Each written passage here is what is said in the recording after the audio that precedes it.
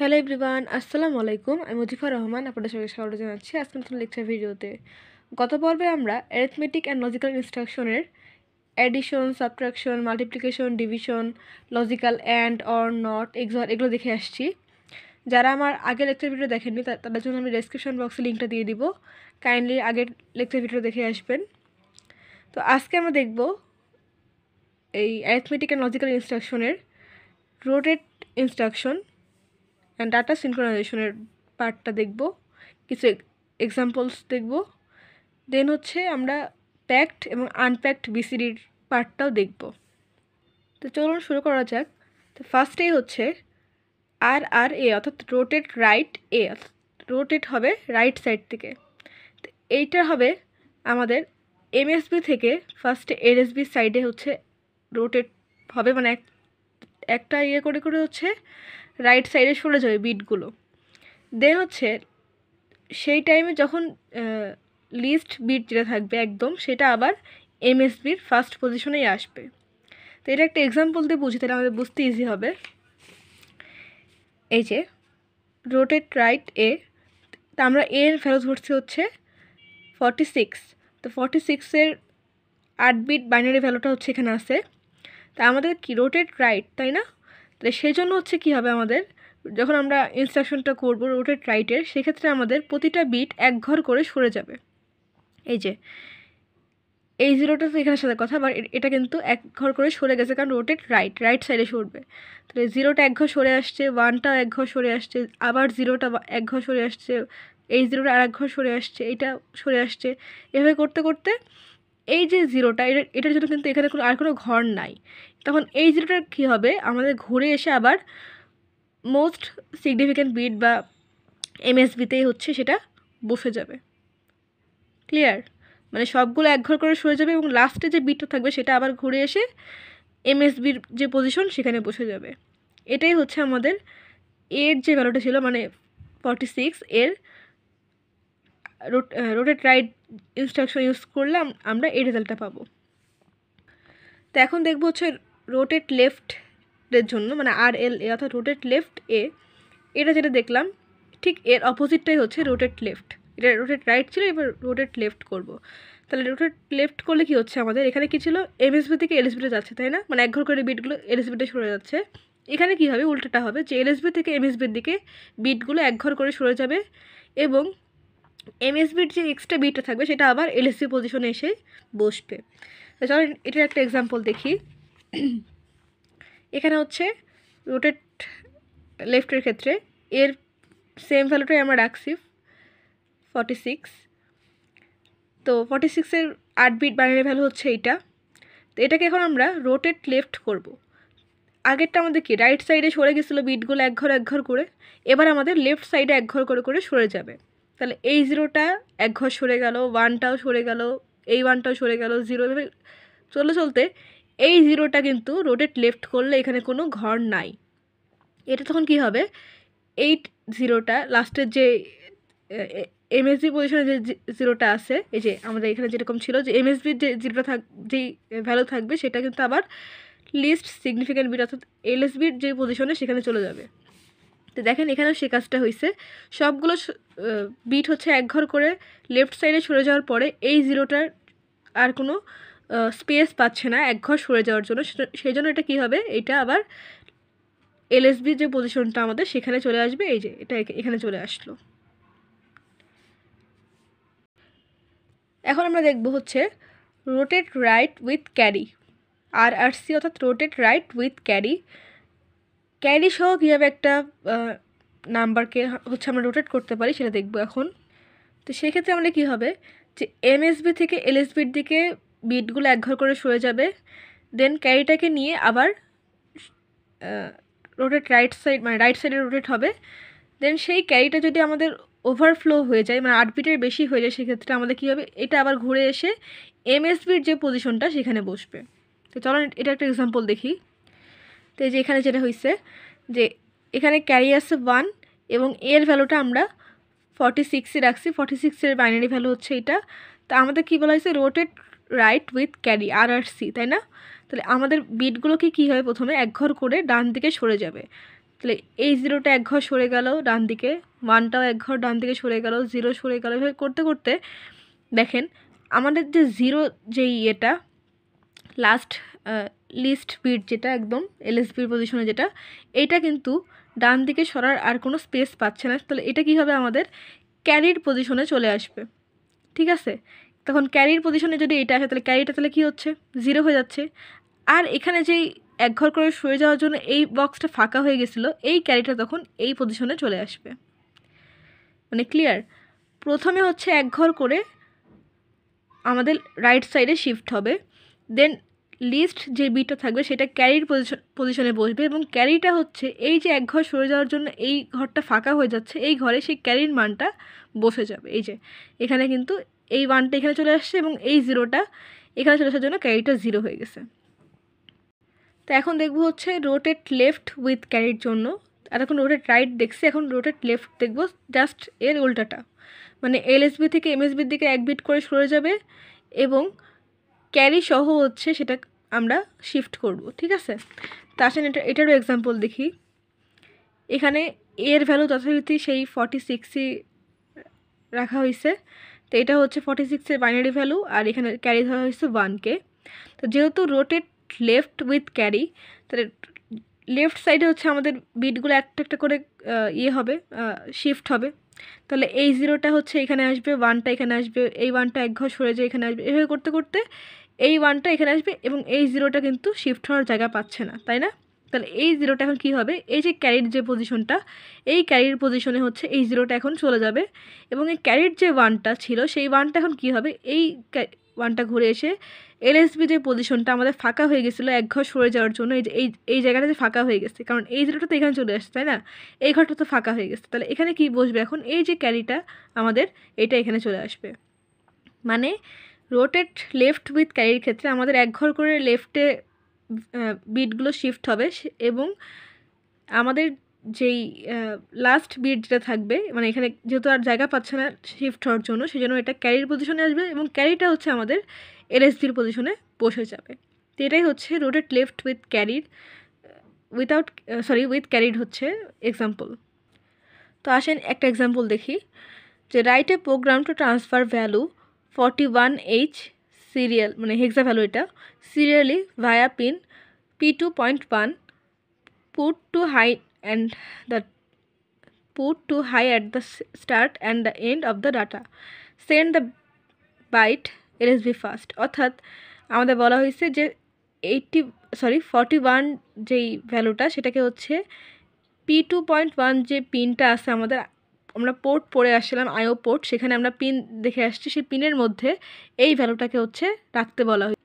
দেন কি বলা হয়েছে, যে put to high at the start and end, অর্থাৎ দুইটা হাই বিট সেট করতে বলা হয়েছে স্টার্টিং এবং এন্ডিং পজিশনে, এবং এটাকে কীভাবে শুরু করতে বলা হয়েছে, এলএসবি পজিশন থেকে শুরু করতে বলা হয়েছে, তাই না? তা আসেন এটার সলিউশন দেখি। তাহলে প্রথমে আমরা এর মধ্যে কাকে মুভ করব, 41Hকে, কারণ এটাকে সিরিয়ালি হচ্ছে আমাদেরকে মানে কী বলবো, ভ্যালুটাকে ট্রান্সফার করতে বলা হয়েছে 41 থেকে শুরু করে। তাহলে এর মধ্যে আমরা 41Hকে হচ্ছে আমরা দিয়ে দিলাম, এটা ইমিডিয়েট ভ্যালু হিসেবে দিয়ে দিচ্ছি। দেন হচ্ছে আমাদের কী বলা হয়েছিল, যে to high at the starting, অর্থাৎ স্টার্টিং এবং এন্ডিং পজিশনে হচ্ছে দুইটা হাই পিনকে আমাদের সেট করতে বলা হয়েছে। তাহলে পিন হচ্ছে কোনটা, P2.1, এটাকে আমরা হাই করার জন্য কী করতে পারি, সেট বি, তাই না? সেট বির মাধ্যমে আমরা কী করতে পারি, জিনিসটাকে হাই করতে পারি এবং CL অর্থাৎ ক্লিয়ার করার মাধ্যমে সেই বিটটাকে আমরা 0 করতে পারি। যেহেতু আমাদেরকে হাই করতে বলা হয়েছে সেজন্য আমরা সেট বি ইউজ করছি। তো এখানে হচ্ছে মুভ R5, #8 বলতে কী বোঝাচ্ছে আমাদের পিন যেটা P2.1, সেই P2.1 যে পিনটা সেটা হচ্ছে 8বার রোটেট করা যাবে, কারণ আমরা জানি একটা পিন হচ্ছে 8টা ইয়ে দখল করে, যেমন P2.0 থেকে P2.7 পর্যন্ত, তাই না? মানে মোট 8বার হচ্ছে সেটাকে রোটেট করা যাবে, সেজন্য হচ্ছে আমরা রোটেটের মানটা 8 দিয়ে দিচ্ছি। দেন হচ্ছে একটা লেভেল আছে, লেভেল আমরা কী করছি, রোটেট RRC, অর্থাৎ রোটেট রাইট উইথ ক্যারি, এটা কি কাকে ইয়ে করবে, একে, অর্থাৎ এই যে P2.1 যে এটা আছে এটাকে 8বার রোটেট রাইট করবে, অর্থাৎ তাহলে কী হবে, সিরিয়ালি হচ্ছে আমাদের এই 41 থেকে যেই এটা সিরিয়ালি পরবর্তী ভ্যালুগুলো হচ্ছে সেই পিনে থাকবে। দেন আমরা কী করছি, মুভ P2.1, সি। সি বলতে কী বোঝাচ্ছে, ক্যারি সেন্ড, মানে আমাদের যে ক্যারির ভ্যালুটা থাকবে সেটাকে আমরা P2.1-এর মধ্যেও সেন্ড করছি। আমরা রোটেট রাইট উইথ ক্যারি করছি, সেজন্য ক্যারির ভ্যালুটাকে আমাদেরকে মুভ করাতে হবে। দেন হচ্ছে DJNZ R5, হিয়ার, অর্থাৎ এখানেই থাকবে যদি আমাদের ফুলফিল হয়ে যায়। দেন আবার কী বলা ছিল কোশ্চেনের লাস্টে হচ্ছে আমাদের দুইটা পিনকে হাই করতে হবে, মানে দুইবার পিনকে হাই করতে হবে। সেই পিনটা কোনটা, P2.1 এবং P2.1, মানে সেট বির মাধ্যমে আমরা দুটোকে হাই করে দিলাম। তো এটাই ছিল ওই কোশ্চেনটার সলিউশন। তো আসেন আর একটা এক্সাম্পল দেখি। Assume that bit P2.2 is used to control an outdoor light and bit P2.5 at a light inside a building। অর্থাৎ P2.2 যেই পোর্ট, মানে পিনটা, তার মাধ্যমে হচ্ছে আউটডোর লাইটটাকে কন্ট্রোল করা যাবে, এবং P2.5 যেই পিনটা, তার মাধ্যমে হচ্ছে ইনসাইড লাইটগুলোকে কন্ট্রোল করা যাবে বা ইউজ করা যাবে। Show how to turn on the outside light and turn off the inside one. অর্থাৎ কীভাবে হচ্ছে আমরা আউটসাইড লাইটকে টার্ন অন করতে পারি এবং আউটসাইড লাইটকে টার্ন অন করতে পারি এবং ইনসাইড লাইটকে টার্ন অফ করতে পারি, সেটা দেখব। তো প্রথমে আমাদেরকে কী বলা হয়েছে যে কীভাবে অন করতে পারি, তাই না, টার্ন অন করতে পারবো যে আউটসাইড লাইটকে। সেক্ষেত্রে আমাদের কী করতে হবে, প্রথমে হচ্ছে ক্যারির মানকে 1 করতে হবে। সেট বি সি, অর্থাৎ ক্যারির মানটাকে আমরা 1 করলাম। দেন হচ্ছে আমরা এখানে অর অপারেশন চালাবো। অর অপারেশনে আমরা কি জানি যে একটা 1 থাকলেই 1, তাই না? তাহলে অরের ক্ষেত্রে তাহলে আমাদের বিট কোনটা ছিল ইসের জন্য, মানে আউটডোর সাইডের জন্য P2.2, এই যে আউটডোর ইসের জন্য P2.2 লাইটের জন্য। তাহলে অর করবো আমরা কার সাথে, ক্যারির সাথে P2.2 যেই পিনটা তার। তাহলে সেক্ষেত্রে আমাদের কী হবে, মুভ P2.2, সি, অর্থাৎ আমাদের লাইটটা কিন্তু অন হয়ে যাবে, মানে টার্ন ইট অন হবে, তাই না? লাইট যেহেতু আমরা সেট বির মাধ্যমে সির মানটা 1 করে নিয়েছি, যেহেতু একটা 1 পেলেই হচ্ছে অরের ক্ষেত্রে সেই রেজাল্টটা 1 আসে, মানে 1 মানে কি, অ্যাক্টিভ হাই, তাই না? তাহলে হাই করার জন্য আমাদের কী হচ্ছে, লাইটটা অন হয়ে যাবে। সেম ক্ষেত্রে আমরা কী করবো, এখন দেখব অফ করার জন্য, যে লাইটটাকে আমাদের কী বলা ছিল যে turn off the inside one, মানে কীভাবে আমরা এইটাকে লাইটটাকে অফ করতে পারি সাইডে। আচ্ছা, এখন হচ্ছে যদি আমরা সির মানটা, অর্থাৎ ক্যারির মানটা যদি 0 করে দিই, তাহলে সেক্ষেত্রে আমরা কী হবে, CLR ইউজ করবো, কারণ ক্লিয়ার সেট বিতে আমরা মানে ক্যারির মানটা 1 করে দিলাম, তাহলে CLR দিলে এটা 0 হয়ে যাবে, মানে এটা ক্যারেক্টার হয়ে বলা যে নটের কাজটা করছে, তাই না? এখানে 1 ছিল, নটের মাধ্যমে সেটা হচ্ছে 0 হয়ে গেল, ক্লিয়ার করে দিলাম জিনিসটাকে, তাহলে এটা 0 হয়ে গেল। এখন আমরা কি করতে পারি, এর মধ্যে অ্যান্ড অপারেশনটা চালাতে পারি। তো অ্যান্ডের জন্য আমাদের ইনস্ট্রাকশন হচ্ছে ANL, এটা আমরা আগের লেকচার ভিডিও দেখে আসছি। আর অরের জন্য হচ্ছে ORL, এটা আমরা দেখে আসছি আগের লেকচার ভিডিওতে। তাহলে ANL ইউজ করে আমরা অ্যান্ড অপারেশনটা চালাবো। কার মধ্যে চালাবো, সি এবং আমাদের ইনসাইড লাইটের জন্য কি পিন দেওয়া ছিল, P2.5। তাহলে P2.5 যেই পিনটা দেওয়া ছিল তার সাথে আমরা হচ্ছে সি, অর্থাৎ ক্যারির যে মানটা আমরা ক্লিয়ার করে নেওয়ার জন্য 0 হয়ে গেছিলো, সেটার জন্য আমরা অ্যান্ড অপারেশন চালাবো। আমরা অ্যান্ডটা জানি, একটা 0 পেলেই রেজাল্টটা কিন্তু 0 হয়ে যায়। 0 মানে কি, অ্যাক্টিভ লো, অর্থাৎ কি, তখন লাইটটা জ্বলবে না। তাহলে আমাদের কী মুভ করবো, তখন P2.5 যে পিনটা, এর মধ্যে সির ভ্যালুটাকে মুভ করে দেবো, এবং তাহলে আমাদের কী হবে, লাইটটা অফ হয়ে যাবে। তো এইভাবে আমরা অর এবং অ্যান্ড অপারেশন ইউজ করে আমরা লাইটটাকে অন অফ করতে পারি। তো এখন হচ্ছে আমরা ASCII কোড এবং BCD, অর্থাৎ বাইনারি কোডের ডেসিমাল যে ডিজিটগুলো, সেটা দেখব। তো আমাদের কি হচ্ছে 9টা, 0 থেকে 9 পর্যন্ত, এবং তাদের ASCII ভ্যালু দেওয়া আছে হেক্স ফরম্যাটে, মানে হেক্সা ফরম্যাটে দেওয়া আছে এগুলো, মানে 30 থেকে 39 পর্যন্ত। বাইনারি ভ্যালুটা তাহলে কী হবে, এই যে ASCIIর যে হেক্স ভ্যালু আছে, এইটার বাইনারি ফরম্যাটই হচ্ছে এখানে দেওয়া আছে, এবং BCDর যেটা দেওয়া আছে সেটা হচ্ছে এই যে 0 থেকে 9 পর্যন্ত যে ইয়েগুলো আছে, ভ্যালুগুলো আছে, এর 8 বিট বাইনারি ভ্যালুটাই হচ্ছে BCD। এই চারটাকে আপনাদের মনে রাখতে হবে। যখন আমাদের কনভার্সনের পার্টটা আসবে, যেমন প্যাক থেকে আনপ্যাক BCD বা আনপ্যাক থেকে প্যাক BCD কনভার্সন আসবে, তখন এই চারটা আপনাদের কাজে লাগবে। তো এই চারটা কাইন্ডলি একটু মুখস্থ করে নেবেন। তো প্রথমে আমরা কনভার্সন দেখার আগে একদম বেসিক নলেজটা নিয়ে নিই যে প্যাকড এবং আনপ্যাকড বিসিডিটা অ্যাকচুয়ালি কী। তো প্যাকড বিসিডি হচ্ছে যেখানে সিঙ্গেল ভ্যালু থাকবে, যেমন 0 থেকে 9, আর আনপ্যাকড বিসিডির ক্ষেত্রে হচ্ছে মাল্টিপল ভ্যালু থাকবে, অর্থাৎ 29, 34, মানে একাধিক ভ্যালু থাকতে পারে। এখানে আনপ্যাকড বিসিডির ক্ষেত্রে হচ্ছে 8 বিট ভ্যালু হচ্ছে আমাদের হবে, যেমন এখানে সিঙ্গেল ভ্যালু থাকার জন্য কি হচ্ছে, ধরি এখানে 1 আছে, তো 1-এর জন্য এর কোরসপন্ডিং 8 বিট ভ্যালু থাকবে। আর প্যাকড বিসিডির ক্ষেত্রে কি হবে, যেহেতু এখানে মাল্টিপল ভ্যালু আছে, মানে 2টা বিট আছে, সেই জন্য 2-র জন্য প্রথম 4 বিট এবং 9-এর জন্য লাস্টের 4 বিটটা হবে। ক্লিয়ার? এটাই হচ্ছে আনপ্যাকড এবং প্যাকড বিসিডির মধ্যে বেসিক ডিফারেন্স। তা আসলে আমরা এখন কনভার্সন দেখি। তো এখানে বলা হয়েছে convert packed BCD to ASCII, মানে প্যাকড বিসিডি দেওয়া থাকবে, তার থেকে আস্কি ভ্যালুটা আমাদের বের করতে বলা হয়েছে। তো প্যাকড বিসিডির ক্ষেত্রে আমাদের কোশ্চেনে দেওয়া আছে সাপোজ 29। তো 29-এর জন্য আমরা এর 8 বিটের যে ভ্যালু সেটা দিয়ে নিব। তাহলে আমরা জানি প্যাকড বিসিডির ক্ষেত্রে কি হয়, যে 2টা ভ্যালুর জন্যই হচ্ছে 4 বিট 4 বিট করে মোট 8 বিটের ভ্যালু পাওয়া যায়, তাই না? তাহলে 2-র জন্য হচ্ছে আমরা পাচ্ছি 0010, 9-এর জন্য পাচ্ছি 1001। ওকে, দেন হচ্ছে আমাদের প্যাক থেকে কী করতে হবে, প্রথমে আনপ্যাকড করতে হবে আনপ্যাকড বিসিডি। সেক্ষেত্রে আমরা জানি আনপ্যাকড বিসিডিতে হচ্ছে সিঙ্গেল ভ্যালু থাকে, তাই না? মাল্টিপল ভ্যালু নিয়ে আনপ্যাকড বিসিডি কাজ করতে পারে না। তাহলে আমরা এই 29-কে ভেঙে নিচ্ছি 02 আর 09 হেক্সা ফর্মেটে ভেঙে নিচ্ছি। তাহলে 02-র জন্য আমরা কী পাচ্ছি, 02-র জন্য এর কোরসপেন্ডিং 8 বিট, অর্থাৎ 000, মানে 0-র জন্য 4টা 0 এবং 2-র জন্য 0010, এবং 09-এর জন্য হচ্ছে 0-র জন্য 4টা 0, 9-এর জন্য 1001। আমরা দুটাকেই কিন্তু ভেঙে নিচ্ছি, তাই না? 8 বিট 8 বিট করে। এখন হচ্ছে এর আস্কি ভ্যালুটা আমাদের বের করতে হবে। তাহলে 02 আর 09-এর আস্কি ভ্যালুটা হচ্ছে আমাদের ওই টেবিলে আছে, এই যে এই টেবিলটা। তাহলে 2 ছিল, তাই না? 2-র জন্য আস্কি হচ্ছে 32 এবং 9-এর জন্য হচ্ছে 39। তাহলে এই যে আমরা এই 2-র জন্য 32 আর 9-এর জন্য 39কে নিচ্ছি, এবং এর যে আমাদের ছিল বাইনারি ভ্যালু, এটাও কিন্তু আমাদের এই টেবিলে ছিল। এই যে 32-র জন্য হচ্ছে এখানে 4 বিট নিতে পারেন, আমি 3 বিট নিচ্ছি, কোনো সমস্যা না। 0-র জন্য হচ্ছে, তাহলে এখানে কি হবে, 32-র জন্য 0011 আর এখানে হচ্ছে 0010, তাই না?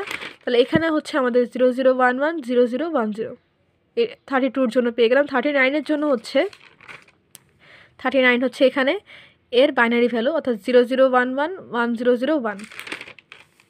এই যে আমরা এটা বসিয়ে দিলাম 0011 1001। এটাই হচ্ছে এই 29H যে ভ্যালুটা দেওয়া ছিল তার আস্কি। তো এই কনভার্সনটা দেখে আপনারা বুঝতে পারছেন ওই টেবিলটাকে আপনাদের মনে রাখতে হবে। এটা কিন্তু কোশ্চেনে দেওয়া থাকবে না, আপনাদেরকে মনে রাখতে হবে যে কোন ভ্যালুটার জন্য কোন আস্কি বা কোন ইয়েটার আমাদের ইউজ করতে হবে, সেটা টেবিলটা আপনারা মুখস্থ করে নেবেন।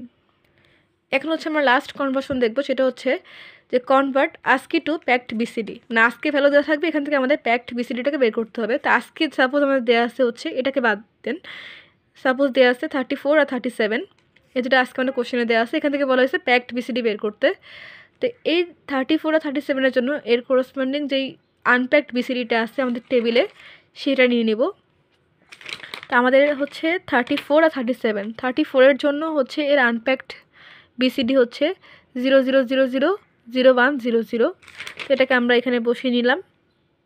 37-এর জন্য হচ্ছে এর আনপ্যাকড বিসিডি, 37-এর জন্য হচ্ছে 00000111। এই যে এই ভ্যালুটাকে আমরা বসিয়ে নিলাম। এখন প্যাকড বিসিডির রুলসটা কী ছিল, আমাদের এখানে যে সিঙ্গেল ভ্যালুগুলো থাকবে, মানে একটা সিঙ্গেল ভ্যালুর জন্য তো 8 বিট আসে, তাই না, আনপ্যাকড বিসিডির ক্ষেত্রে, এবং প্যাকড বিসিডির ক্ষেত্রে সেটা কী হয়, মার্জ হয়ে এক জায়গা হয়েছে। তাহলে দেখেন আনপ্যাকডের ক্ষেত্রে এখানে কি আসছে, 000 আসছে, আর এখানে কি আসছে, এটার ভ্যালু 01004, তাই না? তাহলে এখানে হচ্ছে আমরা এইটাকে নিলাম, এই পার্টটুকুকে 0100, এখানে তো 0টাকে আমরা বাদ দিচ্ছি, তাহলে এখানে কি পাচ্ছি 0111। তাহলে 0111 মানে কি বোঝাচ্ছে, 7। তাহলে এখানে হচ্ছে 4 আর এখানে হচ্ছে 7, তাহলে আলটিমেট রেজাল্ট আমাদের কি হচ্ছে, এক জায়গায় হয়ে 47। এভাবে হচ্ছে আমরা কনভার্ট করতে পারি প্যাকড বিসিডিকে আজকের দিকে প্যাকড বিসিডি। তো আজকের ভিডিও এই পর্যন্ত, এই চ্যাপ্টারটা এখানেই শেষ। পরবর্তী ভিডিওতে আমরা নতুন চ্যাপ্টার দেখব, সেটা হচ্ছে টাইমার প্রোগ্রামিং। তো এতক্ষণ ভিডিও দেখার জন্য ধন্যবাদ। এখনও যারা চ্যানেলটি সাবস্ক্রাইব করেনি চ্যানেলটি প্লিজ সাবস্ক্রাইব করবেন, ভিডিওতে লাইক করবেন, কমেন্ট করবেন, শেয়ার করবেন। ভিডিও দেখার জন্য ধন্যবাদ। আল্লাহ হাফেজ।